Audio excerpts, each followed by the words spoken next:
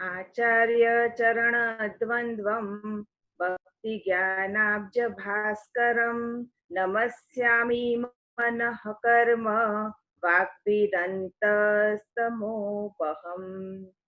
श्री गोवर्धन नाथ की जय। श्याम सुंदर श्री यमुने महारानी की जय। श्री वल्लभाधीश की जय। श्री वाक्पते नमः। श्री भागवत गुडार्थ प्रकाशकाय नमः।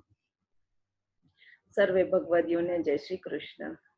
ગઈકાલે શ્રી મહાપ્રભુજીના શ્રી ચરણ કમલમાં આ શબ્દ સુમનને સમર્પિત કર્યું હતું। ત્યાંથી જો આપે ઈ બુક ડાઉનલોડ કરી હોય તો તેમાં પેજ નંબર 526 થી આપણે આજે પ્રારંભ કરીએ છીએ। તૃતીય સ્કંદ 25મો અધ્યાય સર્ગલીલા જમણો બાહુ કુલ અધ્યાય 33 કુલ પ્રકરણ 2।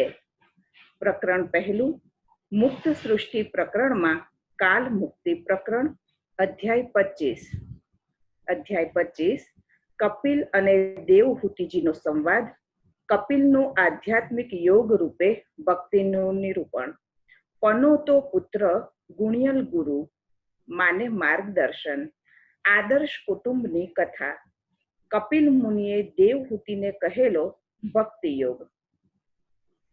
કપિલ તત્વ સંખ્યાતા ભગવાન સ્વાત્મ માયયા જાતઃ સ્વયમજઃ સાક્ષાદ આત્મ પ્રજ્ઞપ્તયે નૃણામ।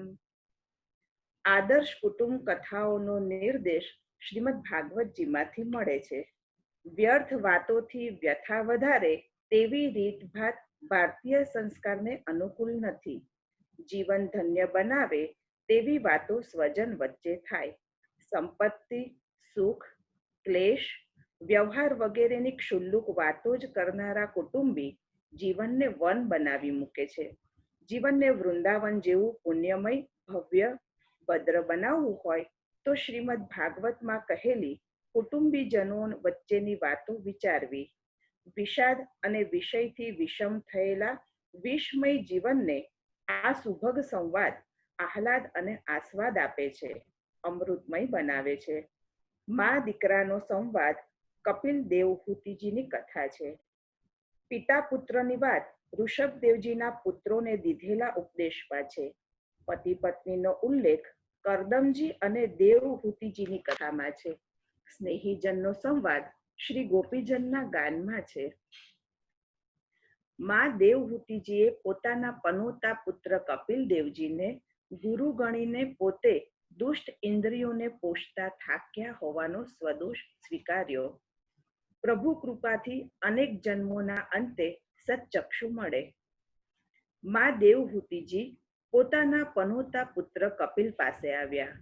બ્રહ્માજીના વચનને યાદ કર્યા। પુત્ર નહીં પ્રભુ જાણ્યા, ગુરુ ગણ્યા। વિવેકથી વંદન કર્યા। પોતાની વ્યથાની કથા કહી। દોષનો સ્વીકાર કરી ઈચ્છેલા જ્ઞાનની પ્રાર્થના કરી।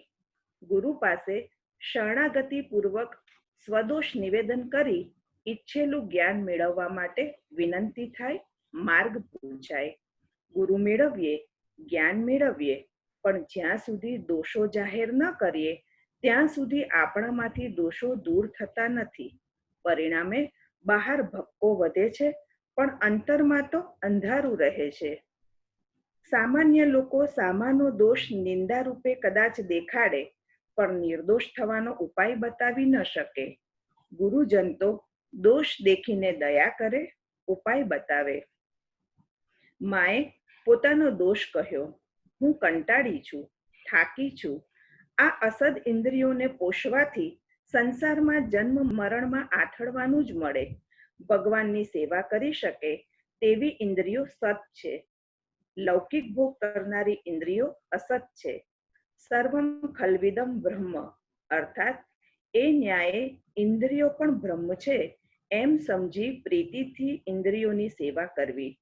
ઇન્દ્રિયોના ઈચ્છેલા પદાર્થો, વિષયો તેને ભોગવવા દઈએ, અનેક રીતે લાલ લડાવીએ તો પણ તે એ ઇન્દ્રિયો માનવને સંસારમાં ઘસરી જશે, ભગવાનથી વિમુખ બનાવશે। કારણ કે ઇન્દ્રિયો દોષવાળી જ છે. ભગવાનના બહાને ભોગ ભોગવીશું તો પણ ઇન્દ્રિયો વિમુખ જ બનાવશે. પ્રસાદની ભાવના દ્રઢ ન રહે તો પ્રસાદ તરીકે લીધેલી વસ્તુ પણ વિષયરૂપ બને, વિમુખ બનાવે, વિષાદ કરાવે. કોઈ જન્મમાં ભગવાનની કૃપા થાય કે ભગવદીઓની કૃપા થાય તો જ ભાન થાય, ભોગ છોડી દેવાની ઈચ્છા જાગે, સાચી સમજ આવે. તેનું નામ સચ્ચક્ષુ છે. સત્ક્રિયા કરવાની સ્પષ્ટ અને સાચી સમજ સચ્ચક્ષુ છે. માણસને કાર્ય કરવાની સમજ તો ક્રમશઃ વય વધતા વધે છે. ભોગની સમજ તો જન્મે છે ત્યારથી જ મળે છે. ઇન્દ્રિયો પ્રવૃત્તિ કરાવે છે. જેમ વય વધતું જાય છે તેમ ભોગનું સ્વરૂપ બદલાતું જાય છે. લૌકિક સમજ મેળવવા માટે મથામણ કરવાની કશી જ જરૂર હોતી નથી. એ બધી સમજ સ્વાભાવિકપણે મળી આવવાની છે. સંસારીઓના સંગમાંથી મળે છે. સંસારીઓનો સંગ સહજમાં મળે છે. સાધુ પુરુષોનો સંગ કેવળ પ્રભુ કૃપાથી ક્વચિત મળે છે. સાધુ પુરુષોનો સંગ મળે છે ત્યારે એ સાધુ પુરુષો ઓળખી શકાતા નથી, લાભ લઈ શકાતો નથી, ઉપેક્ષા કરીએ છીએ. ક્વચિત સંગ મળે છે ત્યારે સ્વભાવ પરવશ આપણે સાંભળીએ છીએ કે સમજીએ છીએ ઘણું, પણ સ્વીકારતા કે આચરતા નથી અણું. સચ્ચક્ષુના બે સ્વરૂપ છે. સારી સમજ, જીવનમાં સર્વસ્વનો સદુપયોગ કરવાની વૃત્તિ જાગે એવી સમજ. સાચી સમજ, સદુપયોગ કરવાની વૃત્તિ તીવ્ર બને અને સદુપયોગ કરવાનો સાચો માર્ગ સમજાય. આવી સમજ ન આવે તો સત્કાર્યના આભાસમાં બધું વેડફાઈ જાય. આ સમજ મળતા માનવ વ્યર્થ ભોગોને છોડી દઈ સંયમ સિદ્ધ કરી ભગવત સન્મુખ થાય. ભગવાનનો અદ્ભુત અવતાર છે સ્વસેવકોના સંસાર વૃક્ષનો કુહાડો. આવી સમજ દઈ પ્રભુ સન્મુખ લઈ જનાર ગુરુની શરણાગતિ થાય. માએ શરણાગતિ કરી.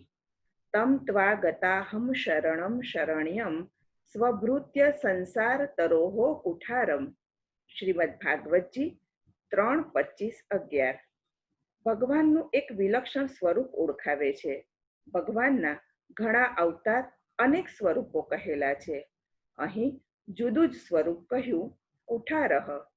ભગવાન કુહાડો છે, કરવત નહીં. ભગવાન કરવત નથી બનતા.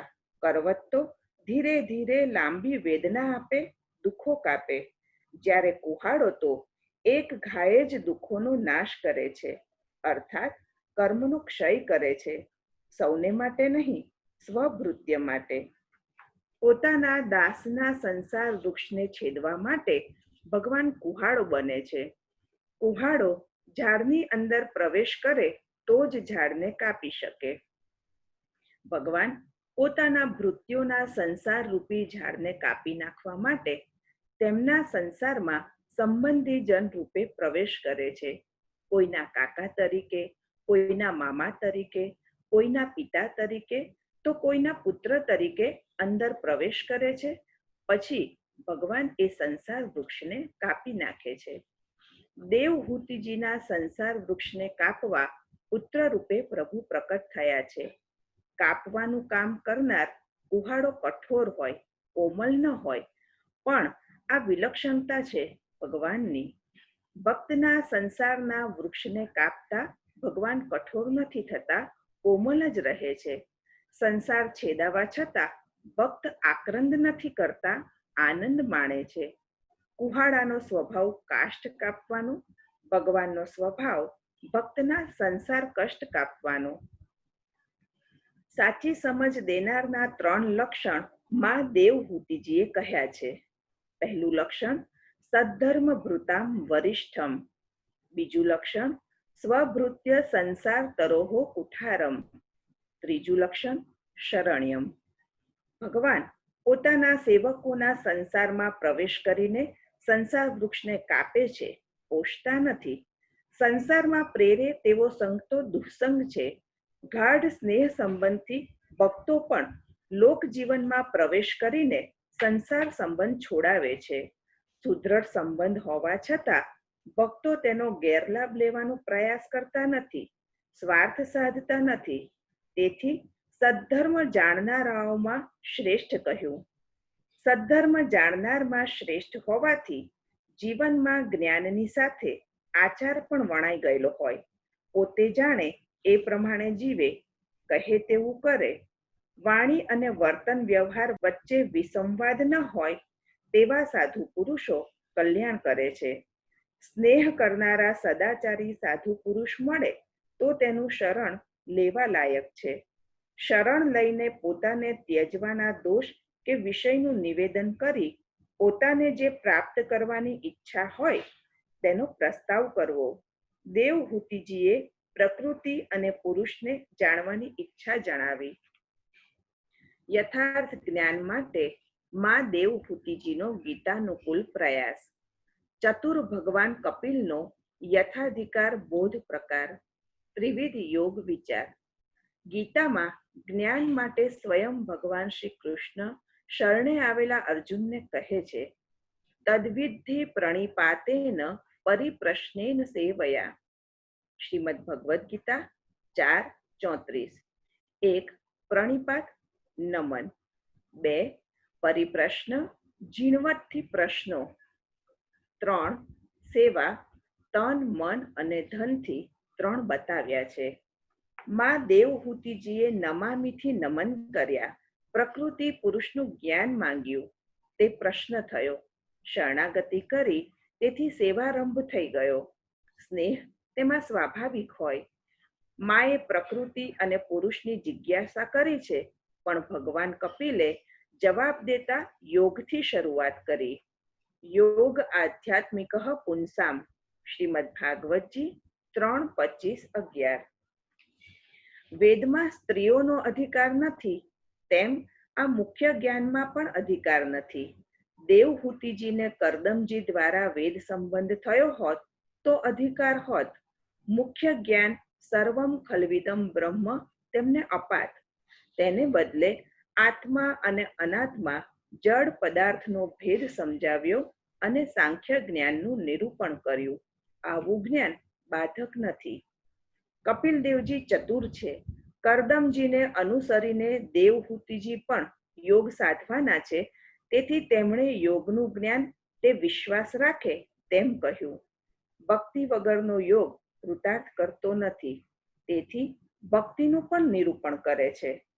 આમ ભક્તિ, આત્મા, અનાત્મા, જડ પદાર્થનો ભેદ, જ્ઞાન અને યોગનો ઉપદેશ કપિલ દેવે મા દેવહૂતિજીને કર્યો. ભક્તિ સર્વ પ્રયોજન સફળ કરે છે, તેથી ભક્તિ પહેલા કહી. ભક્તિ સત્સંગથી થાય, બીજી રીતે દ્રઢ ન થાય. તેથી કપિલે માને સર્વ સંદેહ દૂર કરી દ્રઢ ભક્તિ આપતો સત્પુરુષોનો સંગ કરવા કહ્યું. મન કે લોકો માની લે તે સત્પુરુષ ન ગણાય. સત્પુરુષના 16 લક્ષણ ગણાવ્યા છે. સત્પુરુષનો સંગ પણ ભગવાન માટે જ થાય. સત્પુરુષના સંગથી કથા શ્રવણ થાય, યોગાચરણથી ચિત્ત નિર્મલ થાય, ભગવાનના ગુણો સાંભળવામાં પ્રીતિ થાય, પ્રભુમાં દ્રઢ પ્રીતિ થતા સાક્ષાત્કાર થાય, સ્વરૂપ જ્ઞાન થાય. ઉપદેશના આરંભમાં કપિલે આધ્યાત્મિક યોગ શબ્દ વાપર્યો. યોગ 3 પ્રકારનો છે. પહેલો આધિદૈવિક યોગ, ભગવાનને પ્રસન્ન કરે અને જીવને ભગવાનની પાસે લઈ જાય. ભગવાન કપિલે કરદમજીને તેનો ઉપદેશ કર્યો છે. બીજો આધ્યાત્મિક યોગ, ચિત્તને સંસારની આસક્તિમાંથી છોડાવે, પ્રભુમાં અભિમુખ કરે છે. ચિત્તને ગુણ સંગમાંથી છોડાવે, વૃત્તિઓને અન્યત્ર આથડથી અટકાવે, સત્સંગ દ્વારા પ્રભુમાં પ્રીતિ દે, માનવ માટે તે કલ્યાણકારક છે. ત્રીજો આધિભૌતિક યોગ, અણિમા, મહિમા, લઘિમા, ગરિમા વગેરે સિદ્ધિઓ આપે. આધિભૌતિક સિદ્ધિઓને તો શ્રીમદ ભાગવતજી કાલ ક્ષપણ હેતવઃ, વખતને વ્યર્થ વેડફવામાં કારણરૂપ કહે છે. સિદ્ધિ મળે એટલે પ્રસિદ્ધિ મેળવવાનું મન થાય. જગતમાં સિદ્ધિનું પ્રદર્શન કરવાનું લોકોને ચમત્કાર બતાવવાનું મન થાય. જનસ્યાભિમતો યોગી યોગ સિદ્ધિમ ન વિંદતી. એકવાર મેળવ્યા પછી પ્રસિદ્ધિ આવે એટલે યોગનું ફળ કૈવલ્ય ન મળે. માનવના કલ્યાણ માટે આધ્યાત્મિક યોગ. સમજૂને સંગ પ્રસંગ બંધન રૂપ લાગે છે. સાધુ સંગમાં પણ સાવધતા જરૂરી છે. આધ્યાત્મિક યોગથી સુખ અને દુઃખ બંને સંપૂર્ણપણે દૂર થઈ જાય છે. સાનુકૂળ લાગે તે સુખ, પ્રતિકૂળ લાગે તે દુઃખ. આનંદનો અનુભવ દે તે સુખ, આનંદનો અનુભવ સર્વથા ન થાય તે દુઃખ. આમ લાગવું કે અનુભવવું મનથી સંભવે. સાંખ્ય અને યોગના અભેદથી અહીં મન અને ચિત્તને એક ગણ્યા છે. ઉપનિષદમાં અને શ્રી ભગવદ્ ગીતામાં પણ વર્ણન છે કે મન એવ મનુષ્યાણામ કારણમ બંધ મોક્ષયોઃ. શાક્યાયનીયોપનિષદ 1. બંધન અને મુક્તિમાં મન કારણરૂપ છે. મન વિષયોમાં આસક્ત બને તો બંધન મળે, પ્રભુમાં આસક્ત થાય તો મુક્તિ મળે. આસક્તિ થવી તે ચિત્તનો સ્વભાવ છે. કુંતાજીએ પણ વિષય આદિમાં કારણરૂપ સ્વજનોમાંથી સ્નેહપાશ તોડી નાખવાની શ્રી કૃષ્ણને વિનંતી કરી છે. હું અને મારું મનમાં આવે એટલે બંધન આરંભાય. સ્વજન, સંપત્તિ વગેરેના સાનુકૂળ સંગથી તે બંધન મજબૂત બને. સંગ જેમ વધારે સાનુકૂળ સુખકર થાય તેમ તેમ વધતો જાય, પછી પ્રસંગમાં પરિણામે. પ્રસંગોથી પરંપરા સર્જાય. પહેલા સાધારણ રીતે મળવાથી સંગ ઓળખાણ થાય. ઓળખાણમાંથી અનુકૂળતા કે આત્મીયતા લાગે એટલે માત્ર મળવાનું ન રહે, વ્યવહાર શરૂ થાય, પ્રસંગ સર્જાય. વ્યવહાર થાય તો પછી માણસ સારું દેખાડવા માટે પણ તેને સાચવ્યા કરે. પરિણામે બંધનમાં વધારે બંધાયા કરે. પ્રસંગની સાનુકૂળતાથી રાગ વધે. રાગ અને દ્વેષ, ગમો અણગમો બંને બંધનરૂપ જ છે. સંસારીઓને આ સમજાતું નથી, બધું સ્વાભાવિક જ લાગે છે. ભક્તો કે જ્ઞાનીઓ આ સમજે છે. તેથી કવયો વિદુહુ કહ્યું છે, કોઈની પણ સાથે અનાયાસે પ્રસંગ પડતા તેઓ રાગ દ્વેષમાં બંધાઈ ન જવાય માટે સાવચેત રહે છે. પ્રસંગ પરવશ બનાવે, પતન કરાવે, આસક્તિ કરાવે, ભગવાનથી વિમુખ બનાવે. સંસારીઓ તો તેને અનિવાર્ય જીવનક્રમ ગણી લઈને હેતુપુરઃસર પ્રસંગો યોજીને બંધનમાં બંધાતા જાય છે. બંધન વધે છે એનું ભાન જ નથી, પણ સંબંધો વધે છે એનું સુખ જ લાગે છે. સામાન્ય સંસારી પોતાના જીવન ઉપર વિચાર કરતો નથી. શરીર, સંતાન, સ્વાર્થ, સંપત્તિ વગેરેના વ્યર્થ વિચાર ઘણા કરે છે. સંસારના બંધનમાં પોતે બંધાઈ રહ્યો છે કે છૂટી રહ્યો છે એ વિચાર કરવા માટે સમય, સમજ કે રુચિ જ પ્રાયઃ નથી. સંગ પ્રસંગમાં સાવધ રહેવા માટે વૈષ્ણવ વિવેક ઉત્તમ છે. મળે એટલે તરત જય શ્રી કૃષ્ણ કરે. સનાતન ધર્મમાં પણ પોતાના ઈષ્ટદેવના સ્મરણનો શિષ્ટાચાર છે. આ વિશિષ્ટાચાર સંગમાં સાવધ રાખી મનને પ્રભુની યાદ કરાવી નિસંગ રહેવા માટે છે. પણ વ્યવહારુ લોકો તો તેને પણ માત્ર વ્યવહાર બનાવી દઈને લૌકિક વાતોના ઉદ્ઘાટનમાં તેનો ઉપયોગ કરે છે. માત્ર વાણીથી એ વ્યવહાર કરી લઈને પછી વ્યર્થ લૌકિક વાતો શરૂ કરે છે. ભક્તો તો ભગવદ વાર્તા જ આરંભે. પ્રભુ સંબંધી તે પ્રસંગ તો નિર્દોષ હોય, તેથી તે મોક્ષનો ખુલેલો દરવાજો છે. હું મારું જાય, વિષય વાસના છૂટે, પ્રભુના આનંદનો અનુભવ થાય, જન્મ મરણ ટળે તે મોક્ષ. મોક્ષ પ્રભુ ભક્તો દ્વારા સંભવે, માટે ભક્તો મોક્ષનું દ્વાર છે. તેમાં દોષ હોય તો દ્વાર બંધ ગણાય. પ્રભુ ભક્તો નિર્દોષ હોય તેથી ખુલ્લું દ્વાર કહેવાય. સાધુ પુરુષો સાથેનો પ્રસંગ તે મોક્ષનું ખુલેલું દ્વાર છે.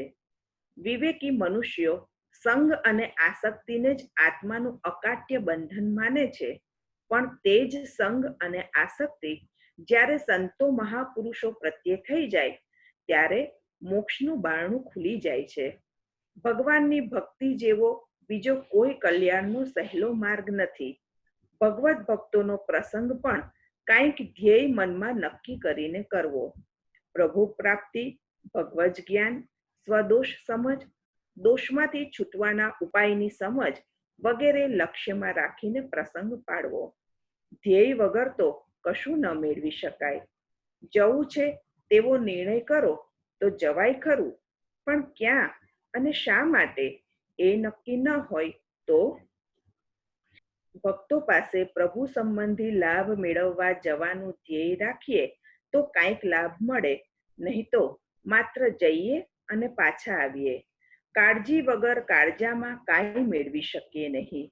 પોતાનું મન ન બગડે, પોતાના અજ્ઞાનથી ભક્તોમાં દોષ ન દેખાય, તેમ દૂર કે પાસે રહીને માત્ર પ્રભુ પ્રીતિ માટે જ સંગ થાય. સંગ કરતા પહેલા સાધુના લક્ષણો તપાસવા, પણ નિર્ણય કર્યા પછી વહેમથી મન ન બગાડવું. સાધુ પુરુષોનો કોઈ ચોક્કસ વેશ નથી. ઘર છોડીને બાવા બન્યા એનું નામ સાધુ નહીં. માત્ર ભગવા, પીળા કે ધોળા કપડાં પહેરે એનું નામ પણ સાધુ નહીં. કપડાથી સાધુ ઓળખાતો નથી.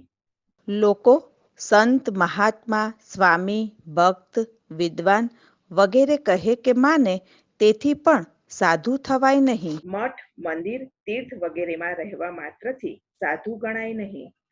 જપ, તપઃ, પ્રવચન, પ્રચાર માત્રથી પણ સાધુ સમજાય નહીં. ભાગવતકાર સત્પુરુષોના 16 લક્ષણ દર્શાવે છે. શ્રીમદ ભાગવતજી 3:25-21-24.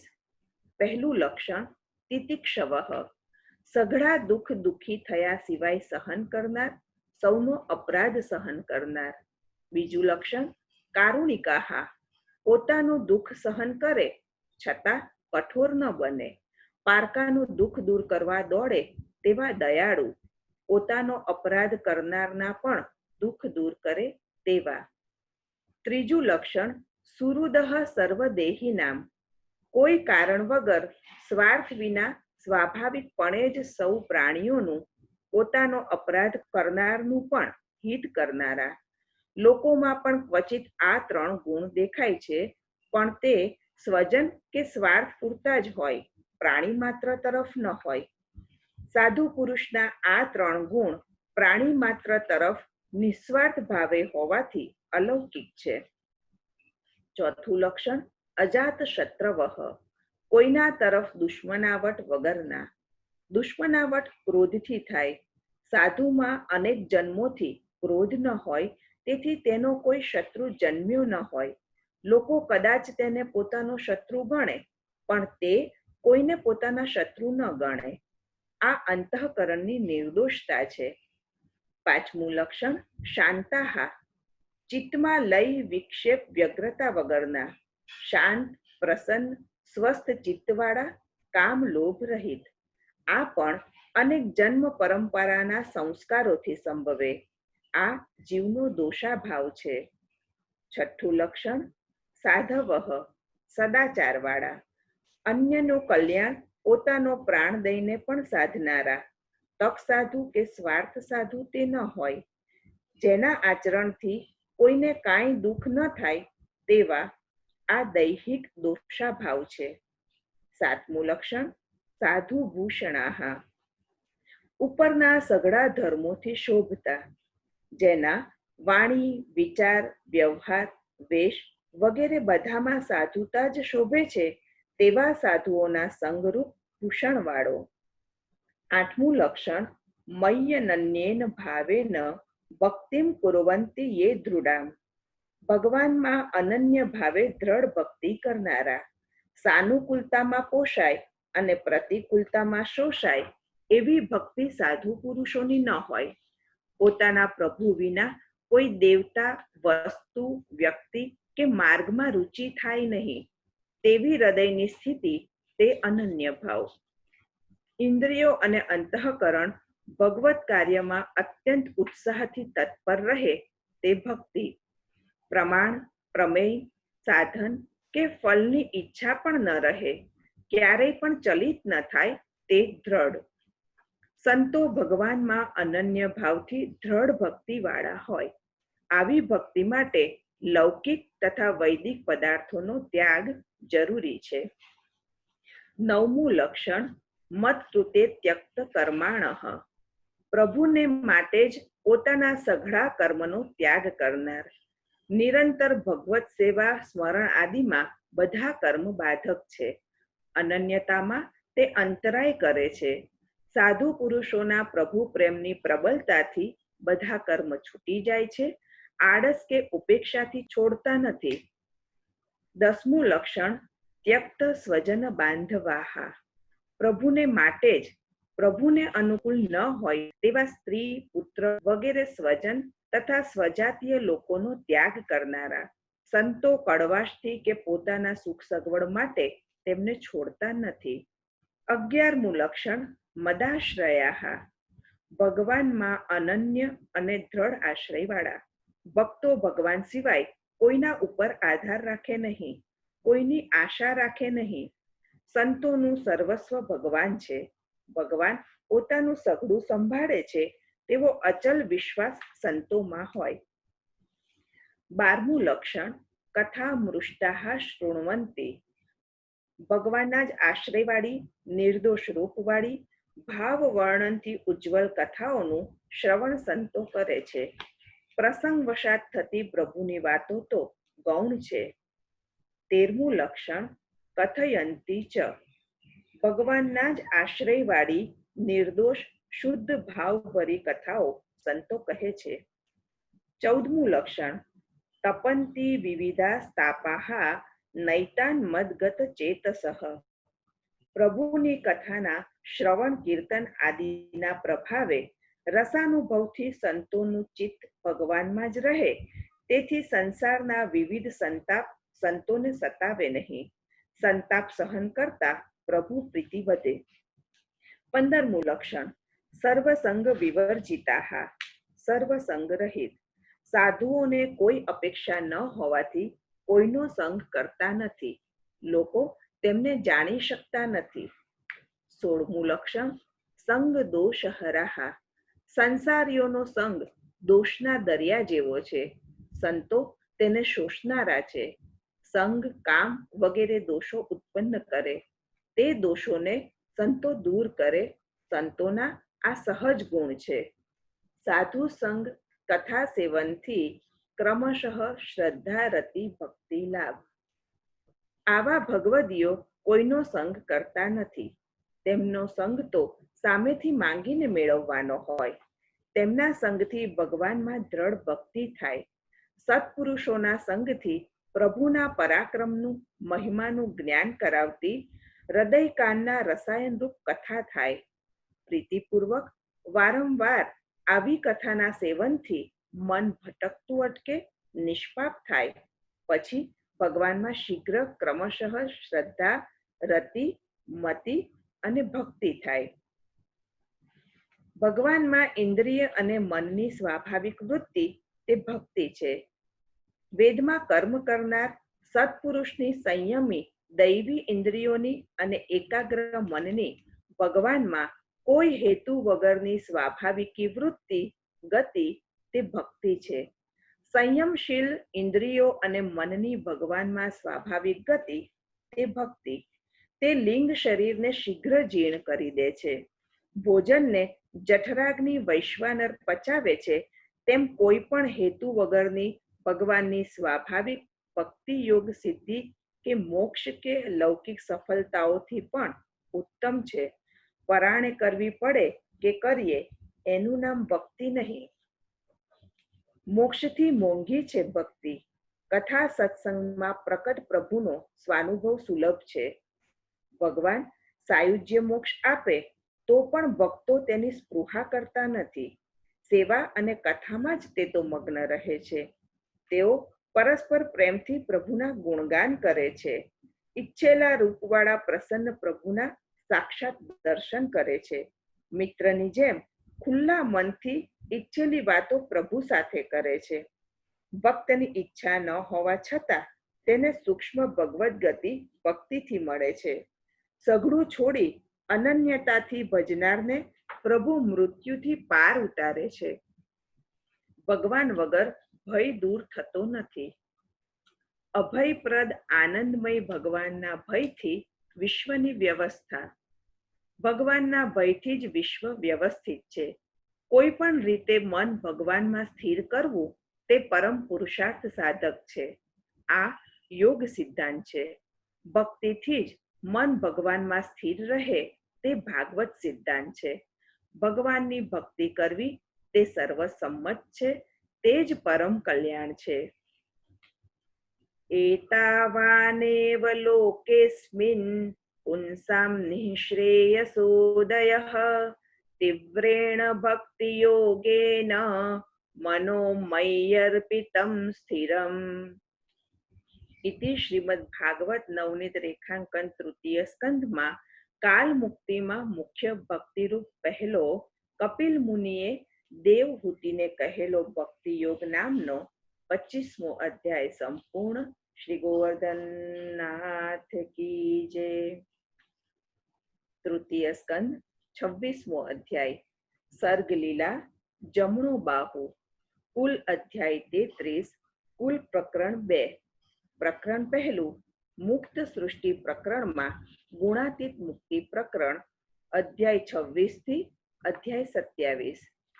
અધ્યાય 26 મહદાદી તત્વોની ઉત્પત્તિ અને ઉત્પત્તિથી આત્માની સર્વથી ભિન્નતાનું નિરૂપણ. કપિલ મુનિ માતાને ઉદ્દેશી સાંખ્ય તત્વો ઉપદેશે છે.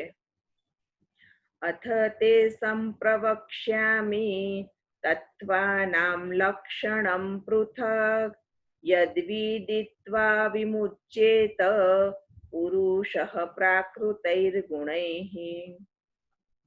અતસ્તત્વાનામ લક્ષણમ પૃથક પૃથક વક્ષ્યામિ. શ્રી સુબોધિનીજી 3:26 શ્લોકનો અડધો ભાગ. એકબીજા તત્વોનું મિશ્રણ ન થાય તેમ તત્વોનો વિચાર કરવો જોઈએ. તેથી તત્વોના જુદા જુદા લક્ષણ કહેવામાં આવે છે.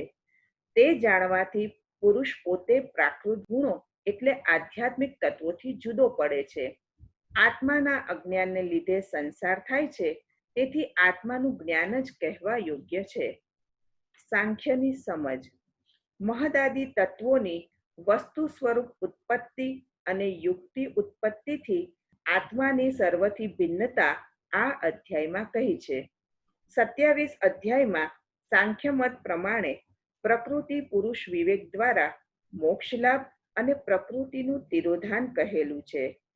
આત્મા ચેતન અને અનાત્મા જળના વિવેક માટે તત્વોના લક્ષણવાળું સાંખ્ય કહે છે. સરખી રીતનું જ્ઞાન સાંખ્ય છે. જેનાથી તેવું જ્ઞાન થાય તે સાંખ્ય. તેનાથી પ્રાકૃત ગુણોમાંથી છૂટાય. જીવ અને બ્રહ્મની ઓળખ માટે બંધન અને મોક્ષનો વિચાર છે.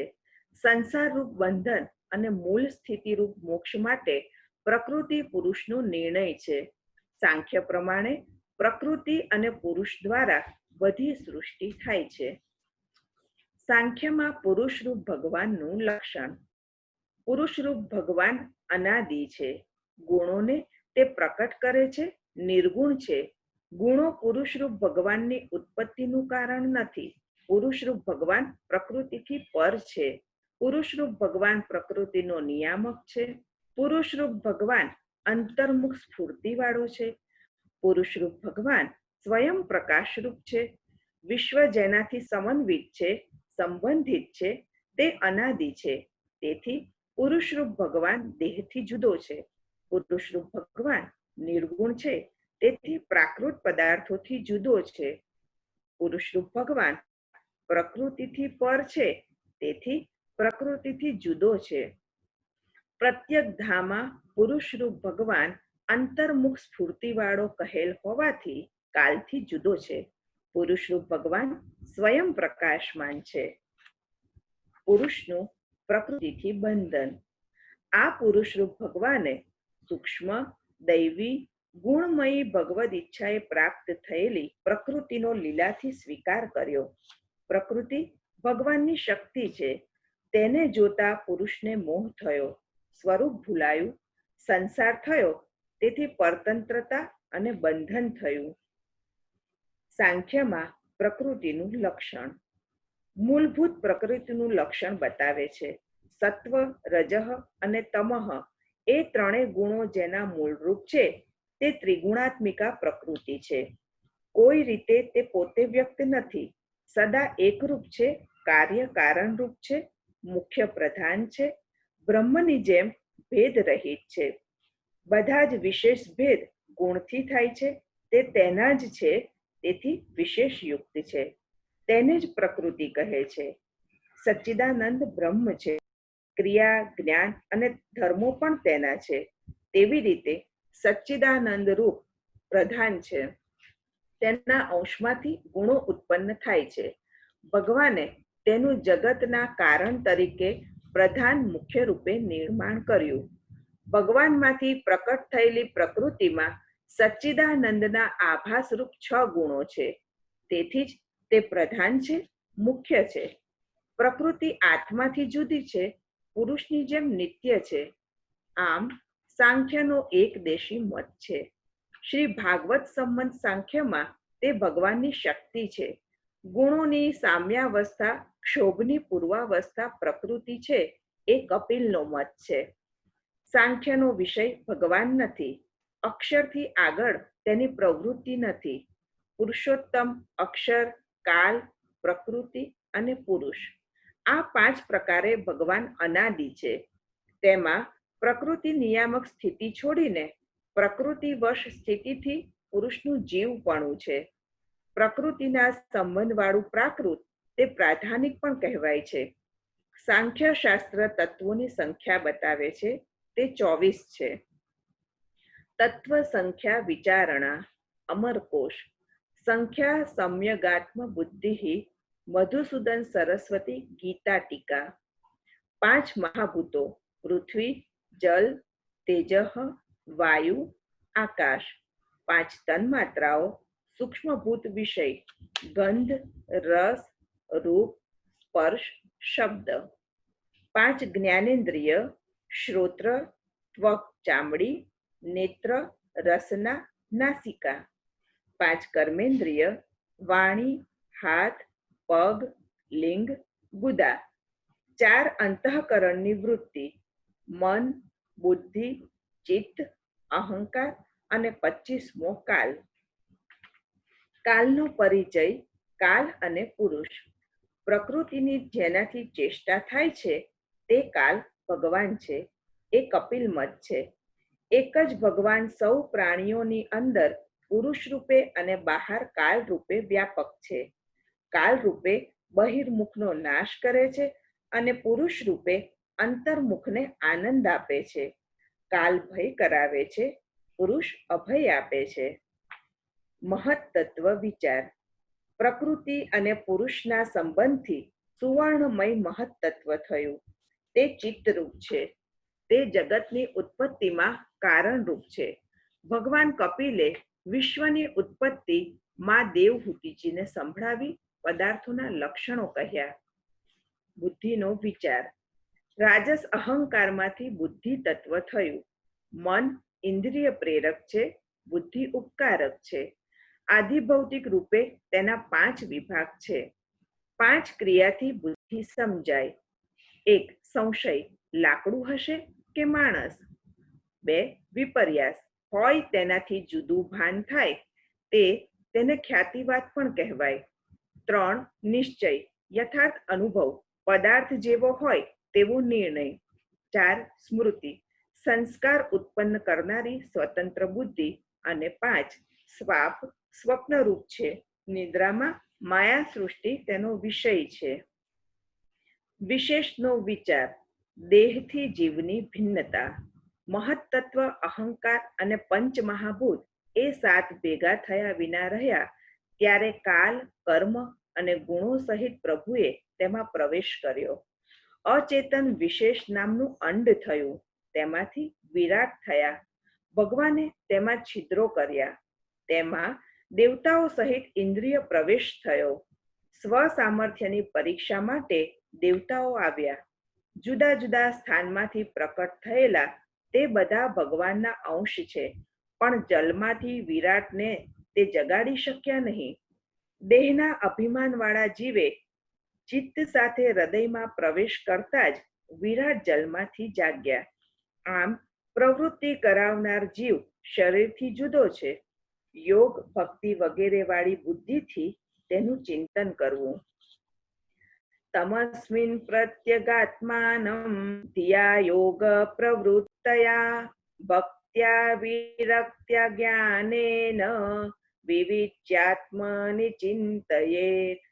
ઇતિ શ્રીમદ ભાગવત નવનીત રેખાંકન તૃતીય સ્કંદમાં 8મા ગુણાતીત મુક્તિ પ્રકરણનો પહેલો કપિલ મુનિ માતાને ઉદ્દેશી સાંખ્ય તત્વો ઉપદેશે છે નામનો 26મો અધ્યાય સંપૂર્ણ. શ્રી ગોવર્ધનનાથ કી જય. તૃતીય સ્કંદ 27મો અધ્યાય સર્ગ લીલા જમણો બાહુ. કુલ અધ્યાય 33. કુલ પ્રકરણ 2. પ્રકરણ પહેલું મુક્ત સૃષ્ટિ પ્રકરણમાં ગુણાતીત મુક્તિ પ્રકરણ અધ્યાય 26 થી અધ્યાય 27. સાંખ્ય મતે કૃતિ પુરુષ વિવેક દ્વારા મોક્ષ લાભ, કૃતિનું તિરોધાન નિરૂપણ. જીવનો સંસાર અને તેમાંથી બચવાના ઉપાયો, પુરુષનું સ્વરૂપ તથા એને જાણવાનો ઉપાય. પ્રકૃતિસ્થોપી પુરુષો નાજ્યતે પ્રાકૃતૈર્ગુણૈઃ અવિકારાદ કર્તૃત્વાન નિર્ગુણત્વા જલાર્કવત. જીવ પ્રાકૃત શરીરમાં રહે છે, છતાં પ્રકૃતિના સત્વ, રજઃ અને તમઃ ગુણોથી લેપાતો નથી. જ્યારે તે પ્રકૃતિના ગુણોમાં આસક્ત થાય છે, ત્યારે અહંકારથી મૂઢ થયેલા અંતઃકરણને લીધે હું કરતા છું એમ અભિમાન કરે છે. પરિણામે અહંતા મમતાત્મક સંસારમાં ઘસડાતો જાય છે. અનેક પ્રસંગોથી થતા કર્મના દોષથી તે અનેક સારી, ખરાબ, મિશ્ર વગેરે યોનિઓમાં ભટકે છે. અનેક પ્રકારના દુઃખ આદિ અનુભવે છે. વિષય ભોગ વગેરે અનેક પીડાઓ કરાવે છે. તેમાંથી બચવા માટે તીવ્ર ભક્તિ યોગથી મનને ધીરે ધીરે વશ કરવું, ખરાબ માર્ગે ચાલ્યા જતા આસક્ત ચિત્તને અટકાવીને પ્રભુના માર્ગે વાળવું. પ્રભુમાં દ્રઢ પ્રીતિ અને વિષયોમાં દ્રઢ વૈરાગ્ય દોષ દ્રષ્ટિથી ચિત્ત ધીમે ધીમે આથડતું અટકે. પ્રભુ પ્રીતિ અને વિષય વૈરાગ્ય થાય તે માટે 12 બાહ્ય સાધન. અષ્ટાંગ યોગ: યમ, નિયમ, આસન, પ્રાણાયામ, પ્રત્યાહાર, ધારણા, ધ્યાન અને સમાધિ. ભગવાનમાં ચિત્ત સ્થિર કરવાનો અભ્યાસ, ટેવ સંયમ. સંપ્રદાય અને સાધનમાં શ્રદ્ધા, ભગવાનમાં ભાવ, વાણી વિચાર વ્યવહારનું સત્ય, ભગવાન શ્રી કૃષ્ણની કથાનું શ્રવણ અને કીર્તન, પ્રાણી માત્રમાં સમાન દ્રષ્ટિ, બધા તરફ નિવૈરપણું, કોઈની પણ સાથે પ્રસંગ ન પાડવો, અસંગ. અષ્ટાંગ બ્રહ્મચર્ય: વગર જોઈતી વાતોનો ત્યાગ, પોતાનો વર્ણાશ્રમ ધર્મ. આ 12 બહારના સાધન છે. ભગવદ ઈચ્છાથી જે મળી આવે તેમાં સંતોષ, એ પણ એક સાધન છે. પછી 8 આંતર સાધન: ઓછું ભોજન, મનન, એકાંત સ્થિતિ, પરમ શાંતિ, સર્વત્ર મૈત્રી, દયા, સ્વવશ અંતઃકરણ, દેહ અને તેના સંબંધીઓમાં વગર જોઈતી આસક્તિનો અભાવ. આ બધા સાધનથી આત્મદર્શન થાય. પ્રકૃતિના બંધનમાંથી છૂટવાના 10 સાધન: નિષ્કામ કર્મ, વર્ણાશ્રમ ધર્મ, નિર્મલ અંતઃકરણ, સસ્નેહ ભગવત સેવા, ગુરુ ભક્તિ, દીર્ઘકાળ પર્યંત ભગવદ ગુણ શ્રવણથી વધતી જતી ભક્તિ, તત્વ સાક્ષાત્કારથી થયેલું જ્ઞાન, વિષયોમાં દ્રઢ વૈરાગ્ય, તપઃ સહિત અષ્ટાંગ યોગ, આત્મા વિર્ભાવ કરે તેવી સમાધિ. આ સાધનોથી પ્રકૃતિનો દાહ થાય છે. સાચો પુરુષાર્થ તો ભગવાન જ છે. ચિંતામણિર્લોક સુખમ સુરુદ્રુઃ સ્વર્ગ સંપદમ પ્રયચ્છતિ ગુરુઃ પ્રીતો વૈકુંઠમ યોગી દુર્લભમ. શ્રીમદ ભાગવતજી પદ્મ પુરાણ મહાત્મ્ય 1:8. ચિંતામણી કેવળ લૌકિક સુખ આપી શકે છે અને કલ્પવૃક્ષ વધુમાં વધુ સ્વર્ગીય સંપત્તિ આપી શકે છે, પરંતુ ગુરુદેવ તો પ્રસન્ન થઈને યોગીઓ વડે પણ દુર્લભ એવું ભગવાનનું નિત્ય વૈકુંઠ ધામ પણ આપી દે. તત્વને જાણીને મન પ્રભુમાં જોડે તેને પ્રકૃતિ પીડે નહીં. ભગવાનમાં ભક્તિ ન થાય ત્યાં સુધી સાચો પુરુષાર્થ જ ન સમજાય. અનેક જન્મે ભક્તિનો લાભ થાય. ભગવાન જ પરમ પુરુષાર્થ છે એવું મનમાં દ્રઢ થઈ જાય તો ભગવાનની ઘણી કૃપા થાય, ભગવત ધામ પ્રાપ્ત થાય.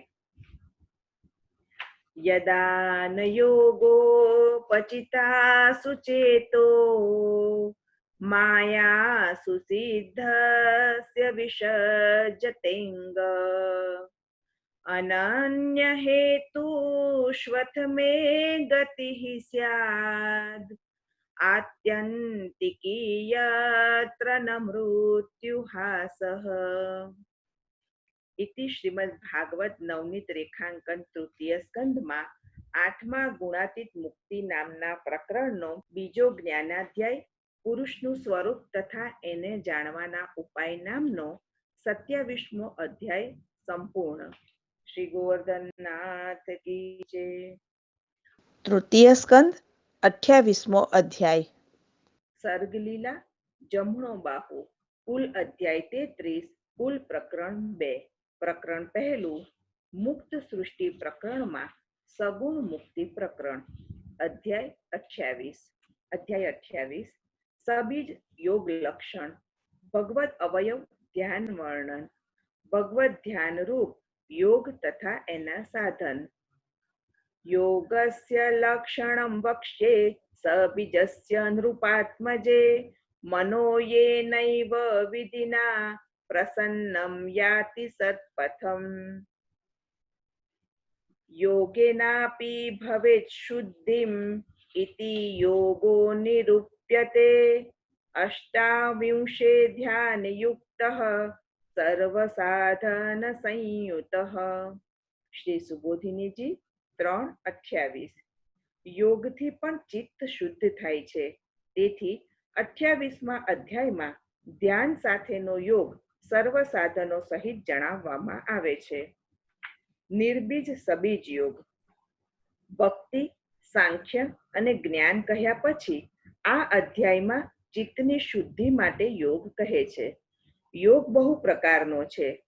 ધ્યાન સહિતનો યોગ 2 પ્રકારનો છે, નિર્બીજ અને સબીજ. સબીજ યોગ પણ અનેક પ્રકારનો છે. એમાં ભગવાનના સ્વરૂપ ધ્યાનવાળો યોગ ચિત્તને સન્માર્ગે લઈ જાય છે. ભગવાન વિના સંપૂર્ણ શુદ્ધ કોઈ જ નથી. ભગવાનના ધ્યાનથી મન શુદ્ધ બને છે, મલિનતા જાય છે. દેવહૂતિજી યોગ આચરવાના છે, તેથી કપિલ દેવે વિસ્તારથી યોગ કહ્યો. 25 તત્વોથી પર થવાના 25 સાધન. 1. વર્ણાશ્રમ ધર્મનું યથાશક્તિ પાલન. પોતાના ધર્મથી વિરુદ્ધ હોય તેનો તથા અધર્મ શાખાઓનો સંપૂર્ણ ત્યાગ. દૈવથી મળે તેમાં સંતોષ. આત્મજ્ઞાનીઓનું દાસ્ય. લૌકિક ધર્મોનો ત્યાગ. મોક્ષ ધર્મોમાં પ્રીતિ. હંમેશા થોડો અને પવિત્ર આહાર. આહાર શુદ્ધૌ સત્વશુદ્ધિઃ સત્વશુદ્ધૌ ધ્રુવા સ્મૃતિઃ. છાંદોગ્ય ઉપનિષદ 7:26-2. આહારની શુદ્ધિથી અંતઃકરણની શુદ્ધિ થાય છે. અંતઃકરણની શુદ્ધિથી નિશ્ચળ સ્મૃતિ ઉત્પન્ન થાય છે. યુક્તાહાર વિહારસ્ય યુક્ત ચેષ્ટસ્ય કર્મસુ યુક્ત સ્વપ્નાવબોધસ્ય યોગી ભવતિ દુઃખઃ. શ્રીમદ ભગવદ્ ગીતા 6:17. જે મનુષ્ય આહાર, વિહાર, નિદ્રા તથા કાર્ય કરવાની આદતોમાં નિયમિત રહે છે તે યોગાભ્યાસ દ્વારા સર્વ ભૌતિક દુઃખોને નષ્ટ કરી શકે છે. એકાંતમાં નિર્ભય સ્થાનમાં વાસ, મન, વાણી કે શરીરથી કોઈનો દ્રોહ ન કરવો, સત્ય, ચોરી ન કરવી, જરૂર પૂરતું જ લેવું, અન્યાયથી અન્યનું ન લેવું, અષ્ટાંગ બ્રહ્મચર્ય, તપઃ, અંદર અને બહારની પવિત્રતા, સ્વાધ્યાય, સસ્નેહ પ્રભુ સેવા, વ્યર્થ વાતો ન કરવી, ચિત્તની સ્થિરતા માટે આસનજય એટલે કે એક સ્થિતિમાં સ્થિર બેસવું, ચંચલતાનો અભાવ, પ્રાણાયામ વગેરેથી પ્રાણજય, ઇન્દ્રિયોને બલપૂર્વક વિષયોમાંથી પાછી ખેંચવી, પ્રત્યાહાર, સંયમ રાખવો, મનથી પ્રાણોને બધા સ્થાનોમાંથી ખેંચી એક સ્થાનમાં રાખવા, ભગવાનની લીલાનું ધ્યાન, બધી પરિસ્થિતિમાં અંતઃકરણની વ્યગ્રતાનો અભાવ. કપિલ મતમાં બતાવેલા આ સાધનોથી મનને બુદ્ધિ વડે દોષ માર્ગે જતું અટકાવીને ભગવાનના માર્ગે લઈ જવું, પછી યોગમાં જોડવું. વિગતેચ્છા ભય ક્રોધો યહ સદા મુક્ત એવ સહ. શ્રીમદ ભગવદ્ ગીતા 5:28. ઈચ્છાનો પરિત્યાગ કરીને જે ભય તથા ક્રોધથી રહિત થઈ જાય છે, આવી અવસ્થામાં સતત રહેનારો યોગી નિસંદેહ મુક્ત હોય છે. યોગ પ્રક્રિયા, યોગ ફલ જીવની સ્વરૂપ સ્થિતિ. પવિત્ર સ્થાનમાં સ્વસ્તિક આસને બેસવું, પછી પ્રાણાયામ કરવા. નાસિકાના અગ્રભાગે દ્રષ્ટિ રાખવી, ભગવાનના શુભ સ્વરૂપનું ધ્યાન ચરણથી હાસ્ય પર્યંત કરવું. હાસ્ય માયા અને ભક્તિરૂપ પણ છે. હાસ્ય ભક્તોના શોક સાગરને શોષનારું અને પ્રેમને પોષનારું છે. આમ ધ્યાન કરતા ચિત્ત હાસ્યમાં સ્થિર કરીને એકાગ્ર થવું. એકાગ્ર થવાથી ચિત્તના દોષો દૂર થઈ જાય, હૃદય પીગળી જાય, સ્વરૂપ પ્રાપ્ત થાય, પ્રકૃતિથી આત્મા ભિન્ન દેખાય, જીવ સ્વરૂપસ્થ થાય, કૃતાર્થ થાય. અહીં સાંખ્યના અંગ તરીકે યોગ અને ભક્તિ કહેલા છે. 6 ગુણ ઐશ્વર્ય, વીર્ય, યશ, શ્રી, જ્ઞાન, વૈરાગ્યવાળા પુરુષોત્તમ ભગવાન શ્રી કૃષ્ણનું વર્ણન 6 શ્લોકમાં કર્યું છે. તેમાં 21 વિશેષણો છે. પ્રસન્ન મુખ કમલવાળા, કમલના અંદરના ભાગ જેવી પ્રેમ ભરી લાલ આંખવાળા, કૃપા, દોષ નિવારણ, યોગ સિદ્ધિ તે સૂચવે છે. નીલ કમલ પત્ર જેવા શ્યામ, સૌંદર્ય, શુદ્ધિ, ઉગ્રતાનો અભાવ, શૃંગાર, રસરૂપતા સૂચવે છે. શંખ ચક્ર ગદાધારી, જલ, તેજઃ અને વાયુની શુદ્ધિ કરે. પિતાંબરધારી, પિતાંબરના છેડે મોતી ગૂંથેલા છે તે મુક્ત જીવરૂપ છે. લાલ કેસરી કિનાર છે તે દેવના નિવાસ રૂપ છે. રેશમી પિતાંબર વેદમય છે, ગૂઢ રસાચ્છાદક છે. શ્રી વત્સ ચિહ્નવાળા, હૃદયમાં બ્રહ્માનંદ પ્રકાશે છે.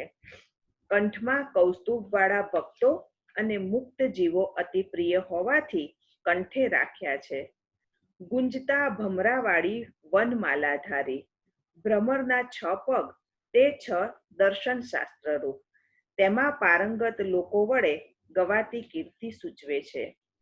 અમૂલ્ય હાર, કંકણ, મુકુટ, બાહુબંધ, નુપુર, આ 5 પરાર્ધ્ય અમૂલ્ય આભરણ ભગવાનના સંબંધવાળા 5ની અમૂલ્યતા સૂચવે છે. ભગવદ ભક્ત, ભગવાન માટેનો ક્લેશ, ભગવદીય જ્ઞાન, ભક્તિ અને ગતિ. કંદોરાથી શોભતી કટીવાળા, કેડરૂપ પૃથ્વીમાં સ્ત્રી અને ધનથી સંસારની પ્રસિદ્ધિ સૂચવે છે. હૃદય કમલરૂપ આસનવાળા, પ્રાણી માત્રના હૃદય કમલમાં વિરાજે છે, માત્ર અમુક જ સ્થાને નહીં. દર્શન કરવા યોગ્યમાં શ્રેષ્ઠ, જગતના સર્વ રસને ભૂલાવી દેનાર.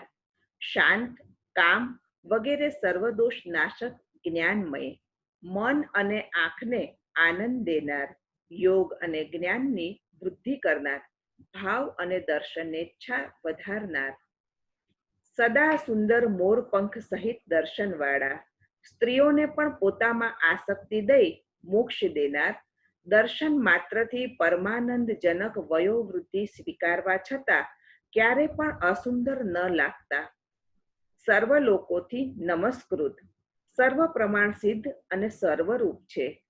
કિશોર અવસ્થાવાળા, 10 થી 16 વર્ષ સુધીની અવસ્થાવાળા, દાસ પર દયા કરવા આતુર, ભૃત્યોને ઈચ્છેલા ફલ સુખ દેવા ઉતાવળા, કીર્તન કરવા યોગ્ય તીર્થરૂપ કીર્તિવાળા, પાપનાશક, કલ્યાણકારક, સંતાપશામક, દુઃખદાહક, સુખદાયક, ગાન કરવા લાયક યશઃવાળા, પુણ્ય શ્લોક ભક્તોને યશઃ આપનાર, ભક્તોને પણ યશઃ દઈ સ્વસમાન બનાવનાર, આ બધા ધર્મોવાળા સર્વમંગલ સ્વરૂપ ભગવાન શ્રી કૃષ્ણ પોતે.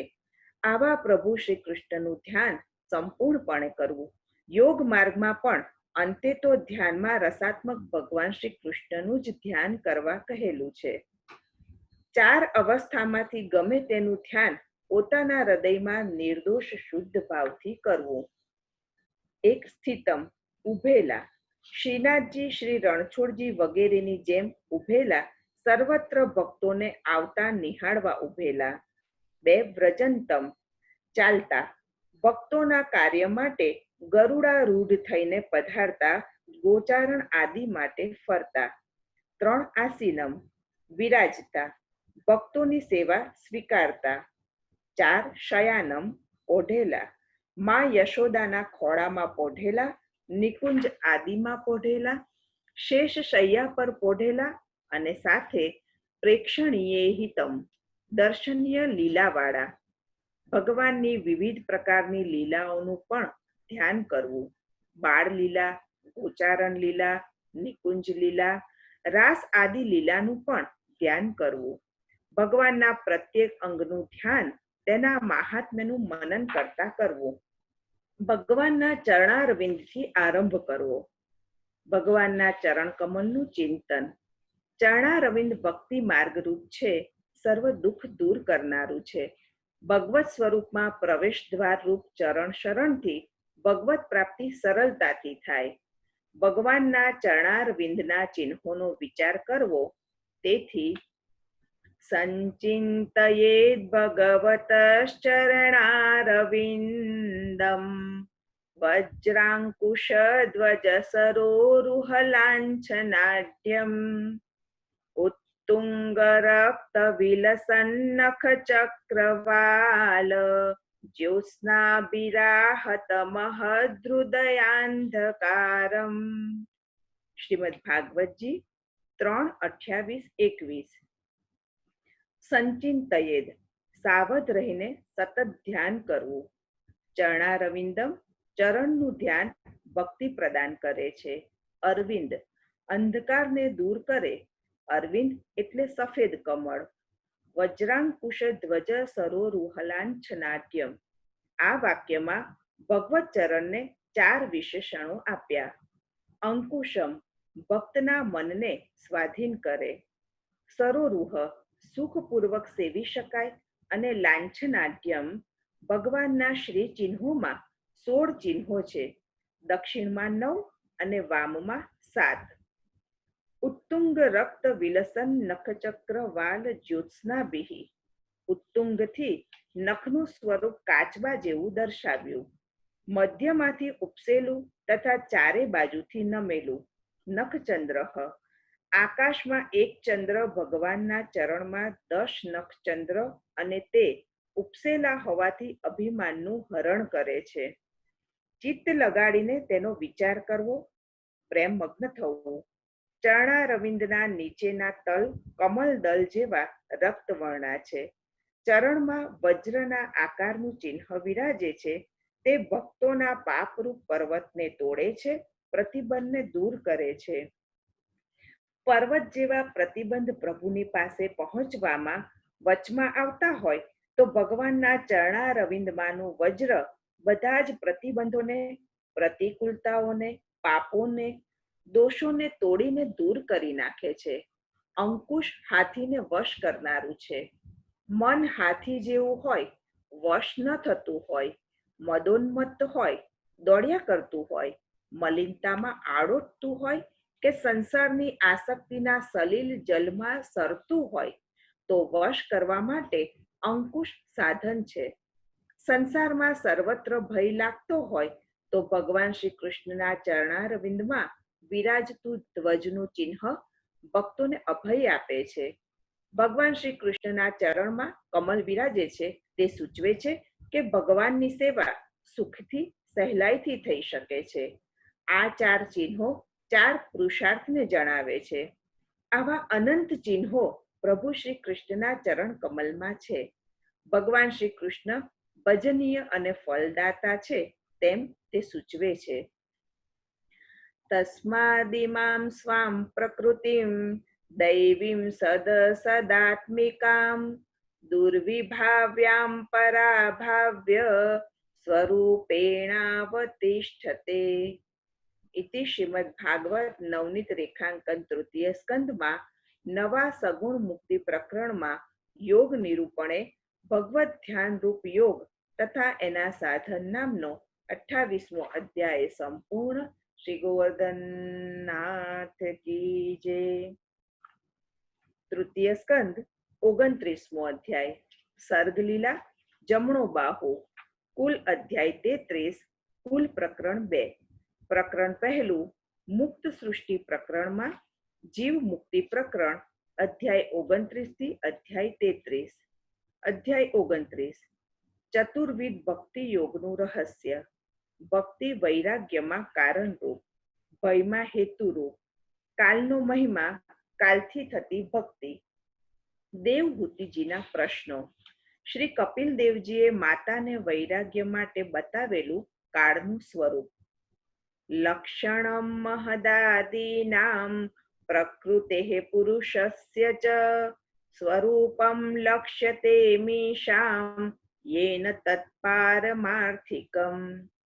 હવે 4 અધ્યાયોમાં વૈરાગ્યનું નિરૂપણ છે. વૈરાગ્ય દુઃખ વગેરેના અનુભવોથી થાય. દુઃખ વગેરેનો અનુભવ કાલથી થાય. પહેલા કહેલા ભક્તિ વગેરે કાલના સંબંધ વગરના છે, તેથી તે દુઃખ અને વૈરાગ્યનો અનુભવ ન કરાવે. અહીં કાલકૃતનું નિરૂપણ છે, તેથી તે વૈરાગ્ય કરાવે. આ અધ્યાયમાં કાલથી થતી ભક્તિ સાધન સહિત કહેલી છે. કાલનું પણ મહાત્મ્ય કહેલું છે, જીવ ગતિ કહી છે. કાલ ભગવાનની ચેષ્ટારૂપ છે, તેથી કાલ ભગવાન જ છે. શ્રીમદ ભગવદ્ ગીતામાં પ્રભુ પોતે કહે છે, કાલોસ્મિ લોકક્ષય કૃત પ્રવૃદ્ધ. શ્રીમદ ભગવદ્ ગીતા 11:32. હું લોકો વિશ્વનો વિનાશ કરવા માટે કાલ સ્વરૂપ છું. ભગવાને કાલને અધિકાર આપેલો છે, તેથી ભગવાનની લીલા તરીકે જ કાલને વશ પદાર્થોની કથા કહેલી છે. વૈરાગ્ય વિના જ્ઞાન ન થાય, જો કે ભક્તિથી વૈરાગ્ય થાય. માએ કેવી ભક્તિથી વૈરાગ્ય થાય તેમ જાણવા ભક્તિના પ્રકારો પૂછ્યા. જીવ સ્વરૂપ અને કાલ સ્વરૂપ પૂછ્યું.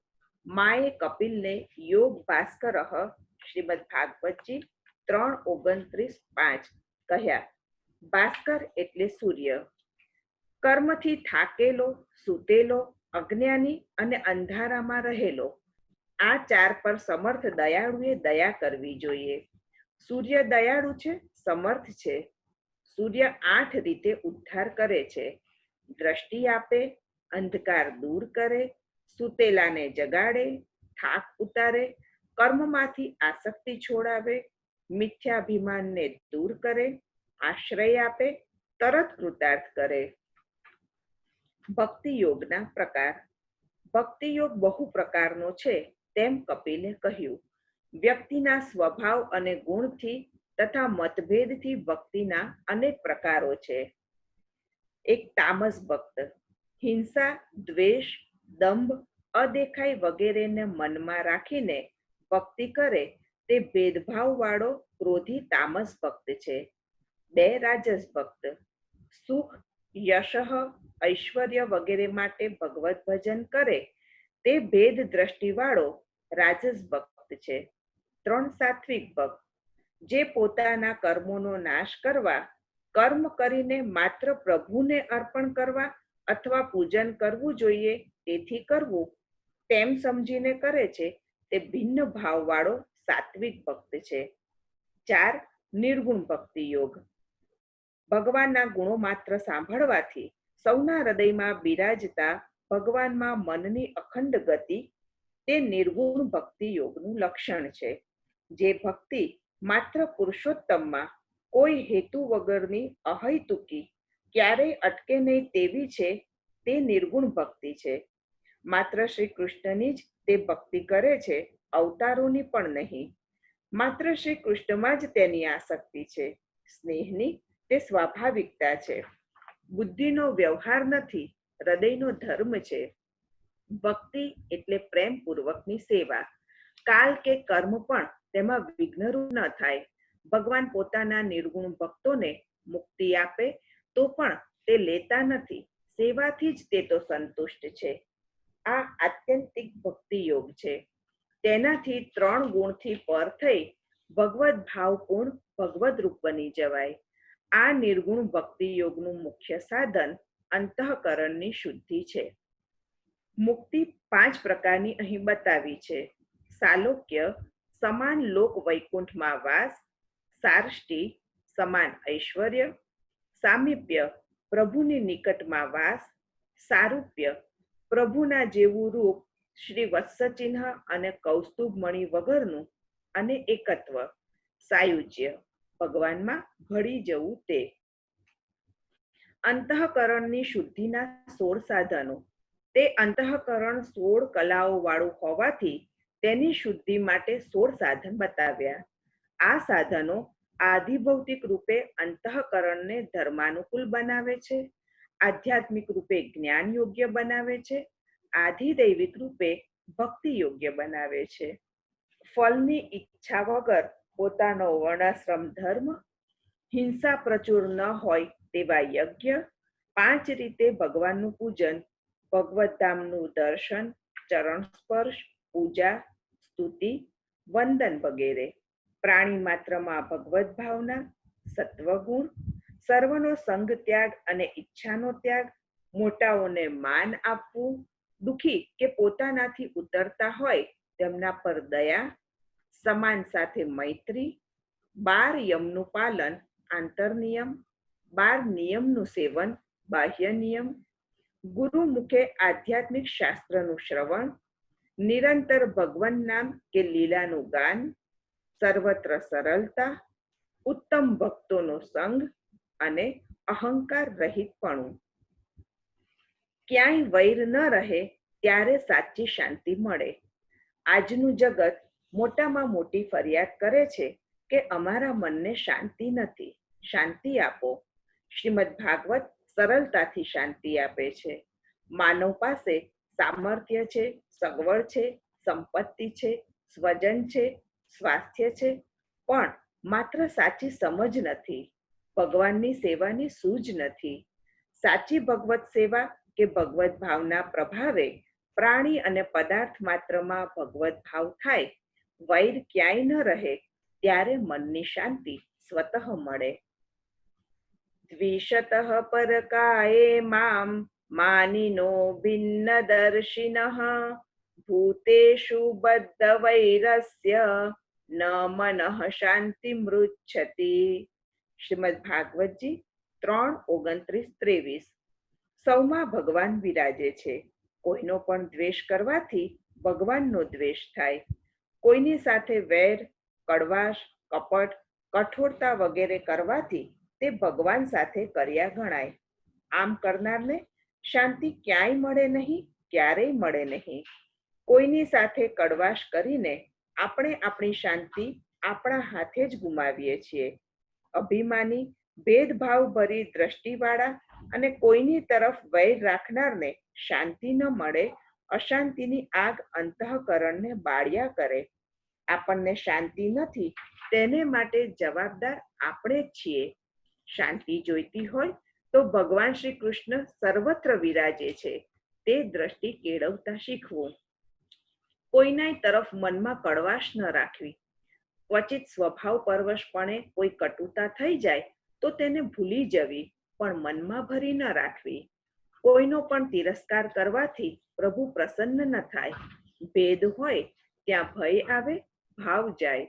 લોકદ્રષ્ટિ વગર આત્મદ્રષ્ટિથી ઉત્તમને માન, ઉતરતાને અધમને દાન અને સમાનને સ્નેહ દેવા. સઘળે સર્વરૂપે પ્રભુ વિરાજે છે, છતાં તરતમ ભાવ તો છે. સઘળે પ્રભુ જ વિરાજે છે, છતાં જીવ વગરના પથ્થર વગેરે પદાર્થ કરતા પ્રાણવાળા વૃક્ષાદિ શ્રેષ્ઠ છે. તેના કરતા ચિત્તવાળા શ્રેષ્ઠ છે, અને તેમના કરતા ઇન્દ્રિય ક્રિયાવાળા શ્રેષ્ઠ છે. તેના કરતા સ્પર્શ જ્ઞાનવાળા, તેનાથી રસ જ્ઞાનવાળા, તેનાથી ગંધ જાણનારા, તેમાં શબ્દને જાણનારા, તેમાંય રૂપને જાણનારા શ્રેષ્ઠ છે. તેનાથી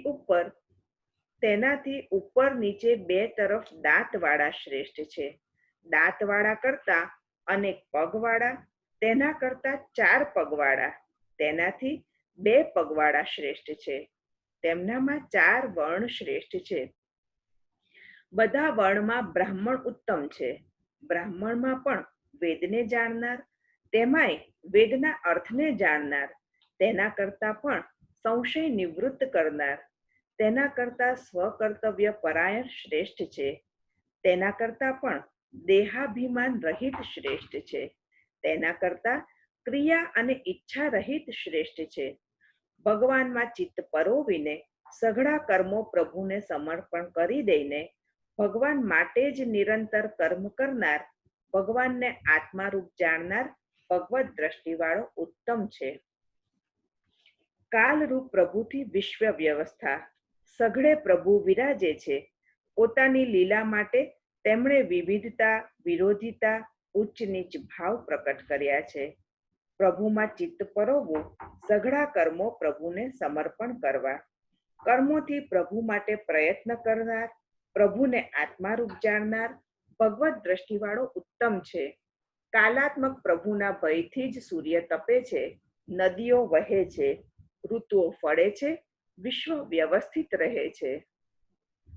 સોનંતોંત કરઃ કાલો નાદિરાદિ કૃદવ્યયઃ જનમ જનેન જનયન મારયન મૃત્યુનાંતકમ.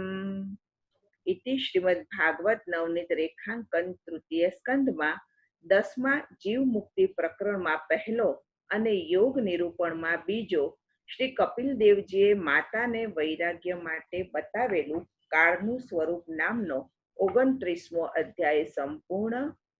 શ્રી ગોવર્ધનનાથ કી જય. અહીં આપણે આજના આ સત્રને શ્રી મહાપ્રભુજીના શ્રી ચરણ કમલમાં સમર્પિત કરીએ છીએ. આવતીકાલે શ્રી મહાપ્રભુજી પુનઃ પ્રારંભ કરાવે તે વિનંતી સાથે દીનતા આશ્રયના પદ સહિત આપણે અહીં વિરામ લઈશું.